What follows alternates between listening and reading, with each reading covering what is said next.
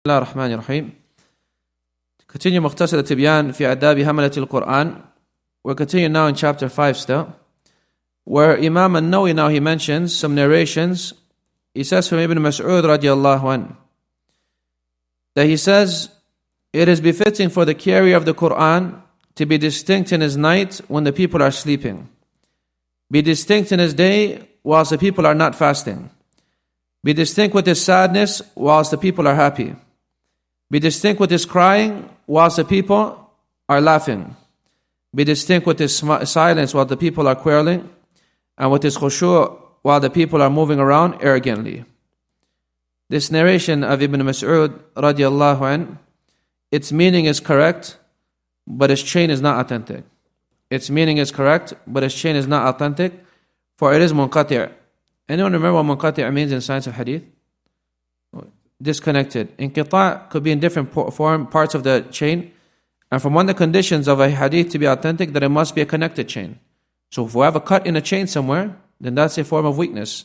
In this case, this narration of Mas'ud radiallahu anh was relayed by Al-Musayyib ibn Rafi', who reported from Ibn Mas'ud, and Imam Ahmed said that he did not hear anything from Ibn Mas'ud. So now that we have an Imam telling us, Imam Ahmed, who is Imam Ahlul Sunnah, he's telling us that this narrator didn't hear anything from Mas'ud. So if we see the narration, we say it's munqati', it's cut. But the meaning of it is authentic. The meaning of it is correct, that a person who is a carrier of the Qur'an should be distinct from the regular people. He shouldn't act and move around like the regular folk. They move around and act. Rather, he should be distinct. Then he says from Hassan al-Basri, Abu Sa'id, from the Imams of the Tabi'een, he says, indeed those before you used to see the Qur'an as messages from their Lord. They used to ponder over it in the night and put it into action in the daytime. He said, indeed those before you used to see the Qur'an as messages from their Lord. They used to ponder over it in the nighttime and put it into action in the daytime. And this is also, the meaning is correct, but there's no chain for it. This meaning is correct, but there's no chain for it. Then he says, chapter taking a payment for teaching the Qur'an, or taking a wage or a payment or a reward for teaching the Qur'an. He says, from the greatest of that which is commanded with is to stay away from making the Qur'an a means of livelihood for him. For the prohibition of that has come in many known narrations from the Prophet ﷺ, statements of the companions and the Salaf. As for the one who takes a payment for teaching the Qur'an, then the scholars are different regarding its permissibility. Ata, Malik, and Ash-Shafi'i and others permitted it, taking payment for the Qur'an. Whereas Az-Zuhri, Abu Hanifa, and others did not permit it. The authentic narrations necessitate the permissibility of its allowance. As for the narrations reported to show it is not allowed, then he says they are debatable. So here, this issue of taking money for teaching the Qur'an, it comes up often. Because many times people nowadays, they charge you a fee to teach you the Qur'an. And they charge you a fee to teach you any kind of Islamic sciences. So we'll discuss it inshallah. Now, it comes in the hadith of Abdurrahman ibn Shibil, that he said that the Prophet said, read the Qur'an and did not make it a means of eating the people's wealth by way of it. Read the Qur'an and did not make it a means of eating the people's wealth by way of it. Shows a person, when it comes to the Qur'an, and in general any Islamic sciences and anything he studies and learns, is that he's encouraged to have sincerity in it. And that he should not be looking at the wealth of the people. That he does it for the sake of Allah, and he does not want anything from the people for it.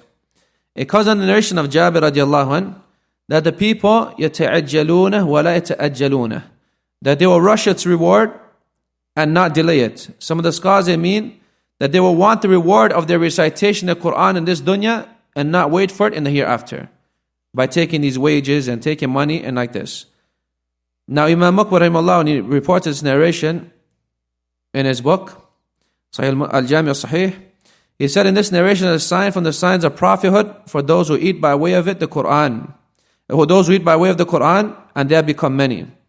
That this hadith, that they will rush the reward in this dunya and not delay for the hereafter, he says this is a sign from the signs of prophethood for those who eat by way of the Qur'an, and they have become many. And this is a reality in our situation. Everyone nowadays, you go to Qur'an class, the first thing they ask you, sign, register here, and this is how much money you have to pay. And if you're not able to afford it, they say then go somewhere else, which is more feasible and less of an amount for you to afford. As for taking a wage for reaching or teaching the Qur'an, then some of the scholars, they deemed it haram. Okay, so now we're going to mention 3 different stances of the scholars regarding this affair. Number 1, some scholars say it's haram to take money for teaching the Qur'an. And they use as evidence, Allah says, وَلَا تَشْتَرُوا بِآيَاتِ ثَمَنًا قَلِيلًا. And buy not with my verses a small price. Buy not with my verses a small price.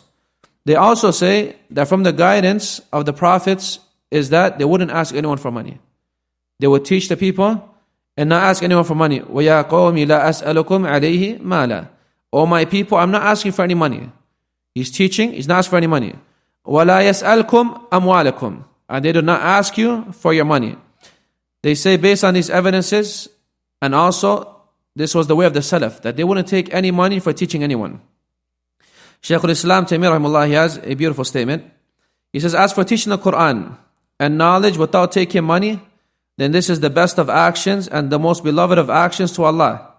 He says, this is something known by necessity from the religion of Islam and something not hidden to anyone who has been brought up in the Islamic lands, that the Sahaba, the Tabi'un, and the Tabi'un, those who follow them, and other than them from the known scholars from the Ummah who are known for the Qur'an and Hadith and Fiqh, they used to teach without taking any money.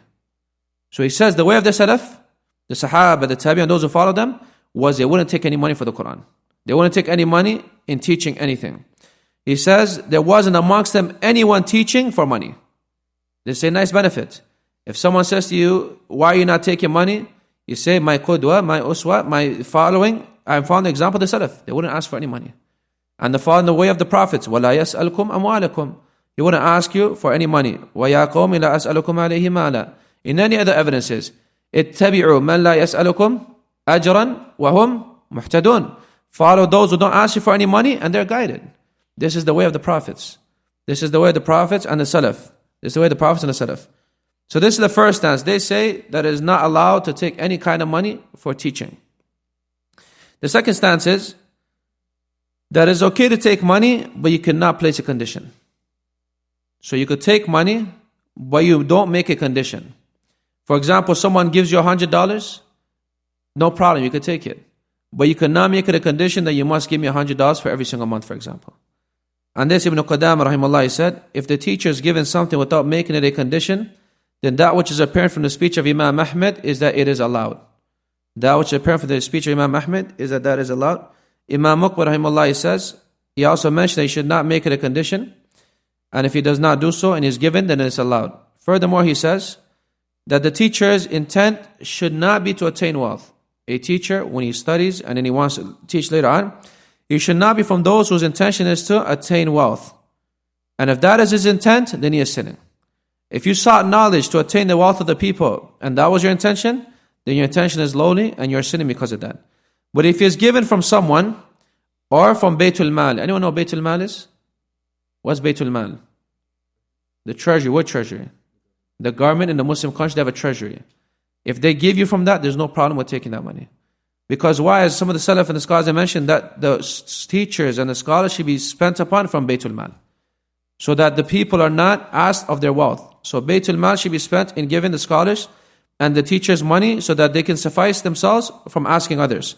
He says, and there's no problem, but to say to someone that I won't teach you unless you give me a certain amount monthly, then that's not allowed, they say. This is the second stance. So summary of that is that if someone gives you, you can take. But you do not make it a condition. Someone comes to you for the class and says, I want to learn, and you say to them, you know what, my class is $80 per month. They say that's not allowed. But if you say to him, for example, he comes to class and he gives you from his own self, no problem, you could take it. You could take it. Or even if you say to him, you know what, the class is $80 a month, and he says, I don't have, you say, no problem, you could sit, no problem. You don't make it a condition that the $80 is present before he sits. And this is unfortunate that many of these people, these YouTube superstars and these other individuals that have these large followings, if you're to ask them to sit in their class and you cannot afford $100 for the class, they will say to you, well, the door is right there, go somewhere else. And they have hirman, they deprive you of knowledge. Why? Because you cannot afford it. And nowadays, especially with the way inflation and stuff is going, how many people can afford to pay for every single class this person is offering? He's a disciple of this and a disciple of that. And not only do you pay for your class, you got to pay for the hoodie and the jacket and the kufi as well nowadays. So in reality, these people is something that is not befitting in the way that they're thriving upon, that they're asking people for money for everything they do.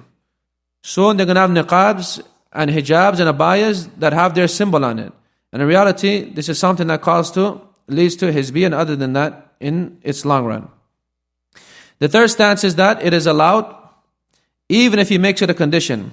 And this is the stance of the majority. The stance of the majority of the scholars is that it's allowed even if you make it a condition that certain amount of money be paid, and this is the stance of the majority.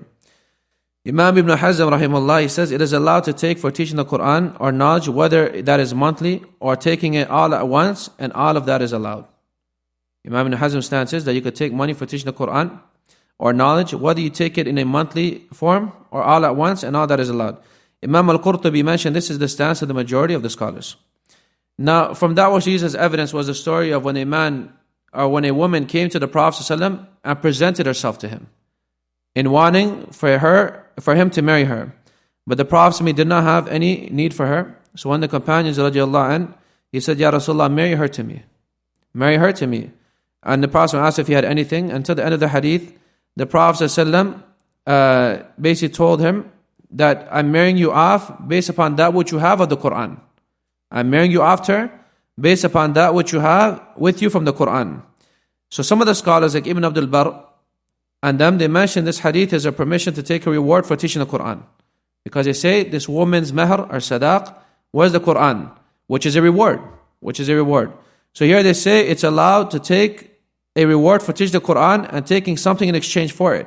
Because if it is allowed to use it as a mahr, then it is allowed to take something in exchange for it in anything that one can benefit by way of. But some scholars, they debated this istidlal. They debated this kind of using evidence. And they said that in reality, like Ash-Shawkani mentioned others, that if you look at different routes of this narration, it wasn't her mahr. The Qur'an wasn't her mahr. But rather, it was just something as for him to teach her. Also, they use as evidence, the narration of Ibn Abbas radiallahu anh, إِنَّ حَقَّ مَا أَخَذْتُمْ عَلَيْهِ أَجْرًا كِتَابُ اللَّهِ. That which you're most entitled to take a wage for is the Book of Allah. That which you're most entitled to take a wage for is the Book of Allah. Now the scholars who have studied this hadith, they say if you look at the siyaq, this hadith, the wording of the full hadith, you'll find this hadith is only in regarding ruqya. This hadith was regarding ruqya. For that reason, Imam Muqbil al-Shawkani and Imam Al-Albani and other than them, they say this hadith, when we talk about it, it is discussing ruqya, and when it comes to ruqya, you could take money for it. Because ruqya is a medicine, and for treatment, you could take money. Ruqya is a treatment and a medicine, and for treatment, you can take money. For that reason, they say this hadith is regarding ruqya. Now, the conclusion of all this is that if the money is coming from the government, all the scholars agree you could take that money. If the money is coming to you from the government, Baytul Mal, then all the scholars, they agree you can take that money and there's no problem. Now, if he is not in need of money, he should not take anything from it, and that is the way of the Salaf. The Salaf wouldn't take any money. So if not in need of money, don't take anything. Teach for the sake of Allah, and your reward is with Allah. But if you're in need of it, then it is better you don't make it a condition. If you're in need of money, then it is better you don't make it a condition. And if someone gives, you take. But it should not prevent someone from learning because he can't afford it. You should not prevent someone from learning because he can't afford it. But if he takes it because he is in need, there's no problem. And for that reason, Imam Ibn Baz, rahimahullah, says, لا حرج في ذلك. There's no problem regarding taking money. In this case, الصحيح أنه لا بأس بذلك لأن في أخذ الأجرة إعانة له على الاستمرار في التعليم والصبر عليه. He says here, someone who is in need. When he's teaching the Qur'an, he's actually in need. This is the only way of his sustenance, is that money comes to him like this. He says there's no problem in that. And what is correct, there's no problem for him to take a reward or some money as a support and aid for him to continue in teaching and be patient upon it. Look at the wording Imam Ibn Baz is using here. He says, إِعَانَةً لَهُ عَلَى الْإِسْتِمْرَارِ فِي التَّعْلِيمِ وَالصَّبْرِ عَلَيْهِ. As a support and aid for you to continue in teaching and being patient upon it. وَلِأَنَّ كَثِيرًا مِنَ النَّاسِ قَدْ لَا يَسْتَطِيعَ أَنْ يُعَلِّمْ بِدُونِ شَيْءٍ. For many people, they can't teach except that they have some kind of money. A lot of, in Muslim countries especially, if Baytul Mal is not paying them, then it's hard for them to kind of get any kind of sustenance. Now, this is important. Why? Because the Shaykh is mentioning this, but the Shaykh is not mentioning that you take money to the extent where you become rich by way of it. And you become a millionaire by way of it. And you're sitting in podcasts and boasting about how much money you made from you're teaching people deen. That's not right. A person has to understand that if Allah blesses you with something, you shouldn't expose your blessings, first of all, in many cases, which lead to evil eye. But a person who's taking that much money to teach the Muslims and then saying, going online and saying stuff like this is not befitting. It is not befitting for a person to do so. And the sad part is that there's classes free out there that teach you the same thing or teach you in a better way. And yet you have individuals, instead of doing the free class, they go pay this kind of individual money and make them richer and richer. It's not befitting. Now there's another benefit I want to mention. What's become widespread nowadays is that some people, they take money merely for reciting the Qur'an. You see some of these qaris online, on YouTube and on that, they have tours. They have world tours now. Like some of these kuffar superstars. They're going to go from city to city. Why? Just to read the Qur'an. And the guy's going to sit there and listen to his Qur'an and say takbir, and this one say tasbih, and this one saying that. And after they take their selfies. And this is a sickness that many people have nowadays. Taking money for merely reciting and not teaching is not allowed. Shaykh bin Baz rahimahullah mentions, taking money merely to recite the Qur'an in any gathering, then it is not allowed to take money for that. Shaykh al-Islam Taymiyyah rahimahullah mentioned that he knows of no difference between the people of knowledge regarding the prohibition of that. Shaykh al-Islam Ibn Taymiyyah, if he says there is no difference regarding that, Shaykh al-Islam is khabir. He knows the khilaf of the scholars. So if he says this, it holds weight. Shaykh al-Islam Ibn Taymiyyah mentioned that he knows of no difference between the people of knowledge regarding the prohibition of that. The prohibition of merely taking money, merely for reciting the Qur'an. You're doing world tours, why? Because I'm going to read the Qur'an to people. I want them to know my recitation. And people say, MashaAllah, this is beautiful. One of them I heard once, he said, he's asking people, which city should I visit next? Which city should I visit? Whoever has the loudest roar, I'm going to go to his city. What kind of nonsense is this? You've taken the Qur'an as a reward in this dunya, and you're leaving off the reward in the hereafter, merely to recite to the people. And a lot of those who are following these kind of individuals is women. A lot of those who are following these kind of individuals is women. It's very important for us as men who have relatives who are females, that we do not let our females listen to these kind of individuals. Because these kind of people are people of evil. If they're going to go from city to city, only for it to recite the Qur'an, a woman's heart's attached to recitation, that's a fitna. You have to try to have your woman protected from that.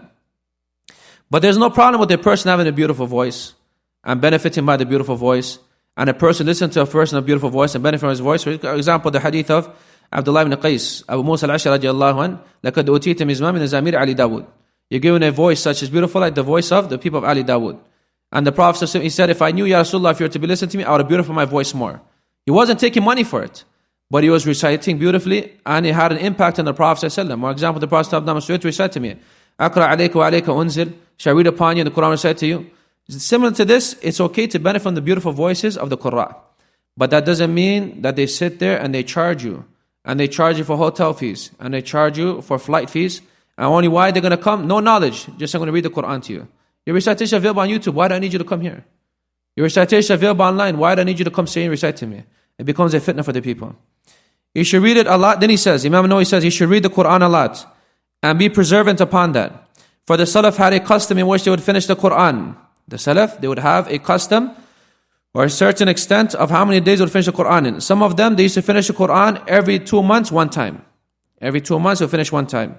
Some, they used to finish the Qur'an every month. Some of them, they would finish the Qur'an every 10 nights. Some of them, they finish the Qur'an every 8 nights. Some of them, every 7 nights. Some of them, every 6.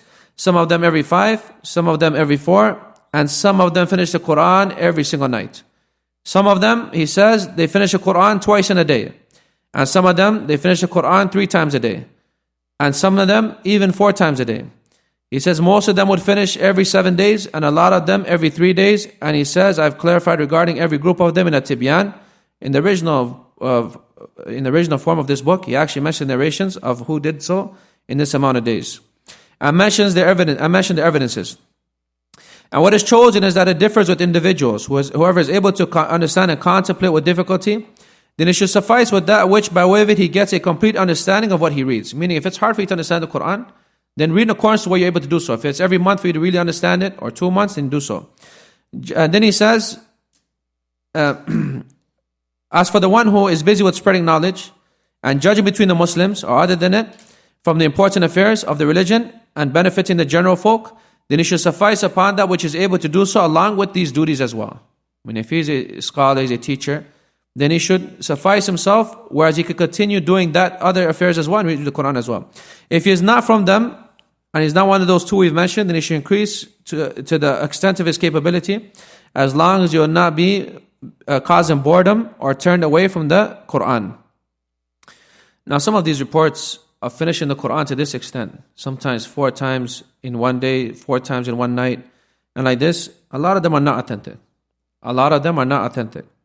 But some of them are, and some of them, a lot of them are regarding the month of Ramadan, where it's encouraged for a person to read more. And some of them, they say it's not throughout the year. But some of the Salaf, they did finish the Qur'an in 1 rak'ah. Like Uthman ibn Affan. It's authentic from him that he finished the Qur'an in 1 rak'ah. Also, they say it comes from Tamim al-Dari, radiallahu anhu, although it's not authentic to him. But it also comes from Sa'id ibn Jubair, that he finished the Qur'an in one night. So it does come authentic from some of the Salaf, and it's not far-fetched. There's a Shaykh in Tanzania, one of the Yemeni Mashaykh, Abu Rawaha. He actually did so a few Ramadans ago, a few years ago, he finished the Qur'an in one night, in Taraweeh, in one night.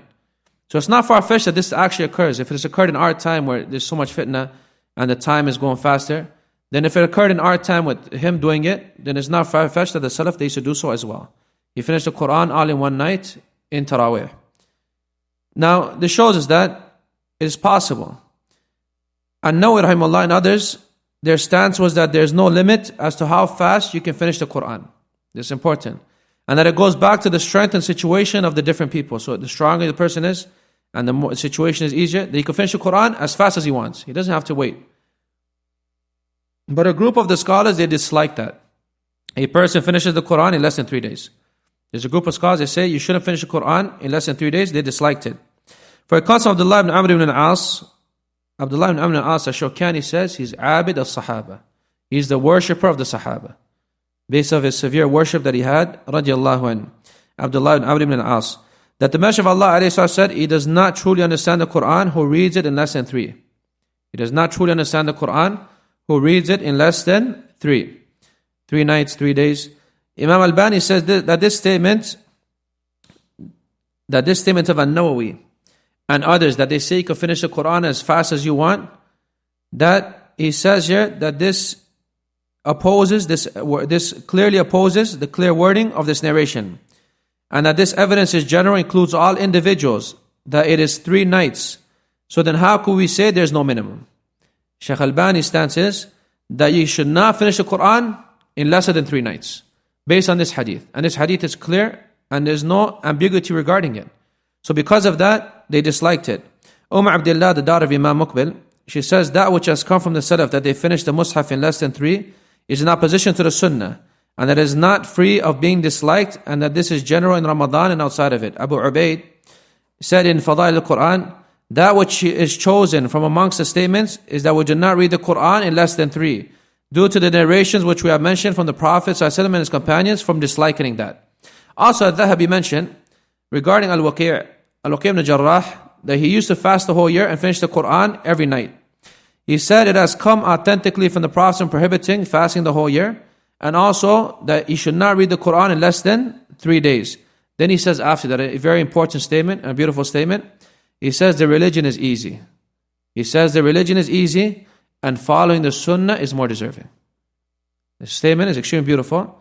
That he mentioned after this, Waqi' did this. He says the religion is easy, and following the Sunnah is more deserving. What is the Sunnah? That you do not finish before 3 days. And regarding fasting, the least amount is fasting one day and breaking your fast the next day. Ahabu siyam in Allah, siyamu Dawood, and that's how Dawood is to fast. So these scholars say it's disliked to read in less than 3 days. But there are scholars that say it's haram to finish the Quran in less than 3 days, based on this hadith. And from them, those who said that was Ibn Hazm and Imam Al-Albani. Imam Al-Albani's stance was it is not allowed to finish the Quran in less than 3 days. Similarly, Ibn Hazm, they say that why, and what was their excuse for the Salaf that did so? Now we have to say, what about those Salaf that did so? Uthman al-Affan is Sahabi, great Sahabi. And Tamim al-Dari, and Sa'id Jubair was a great Tabi'i. So the scholars say, some of them, they say that those Salaf, when it came to reading the Qur'an, they understood every single word of it. Unlike us. That they understand the Qur'an was, as Ibn Umar used to memorize 10 verses and act upon it, then memorize 10 more. Their recitation, memorization wasn't like ours. So they say, for them, they understood it every time they finished it. They understood it every single time they finished it. Other scholars say this was based on their ijtihad. They're basically basing it off their ijtihad. They're depriving of their evidences. If they're right, they get 2 rewards. If they're wrong, they get 1 reward. And other scholars say the evidence didn't reach them.